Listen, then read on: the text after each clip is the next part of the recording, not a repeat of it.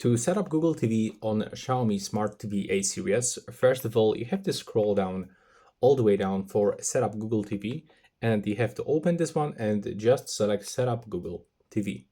Now, in the next screen, we will be able to actually wait for this connection process, and after a few moments, we can just continue. Now you have to add your Google account, and after you input your Google account and click OK, you have to input the password. Right now, you have to just close the keyboard and click on the next in the right bottom corner. Now you have to accept all of those privacy and terms of service. So click accept. Now we have to click that we've got it. And here we can select one below. You can use location and send the diagnostic data to Google. If you don't want to do this, you can just unselect and simply click accept. Right now in this next screen, we have to select to no thanks, because most of you probably don't want to receive any emails from Google. So pick the second option.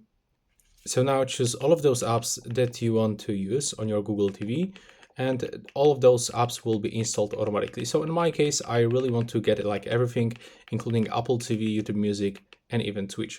When you select everything, go to the right side and click confirm. Now we got base information about Xiaomi TV Plus subscription. We have to move into the right side by using the right arrow on our remote controller. Now just wait a little bit, and here we can perform scanning for channels. In my case, I'm gonna skip this step, but if you want, you can for sure do this.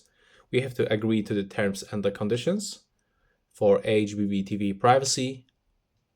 And now just wait for downloading and the loading screen. So this process will take actually around 10 to 20 minutes. It actually depends on the speed of your Wi-Fi connection. And now, as you can see, when you finish, you will be welcome with this wallpaper. And when you click on, for example, on the middle button, you will be redirected into the Google TV. Now, after we got the loading screen, we can add multiple Google accounts, multiple profiles to personal for each person. Or you can, for example, create the kids features profile. That's really cool.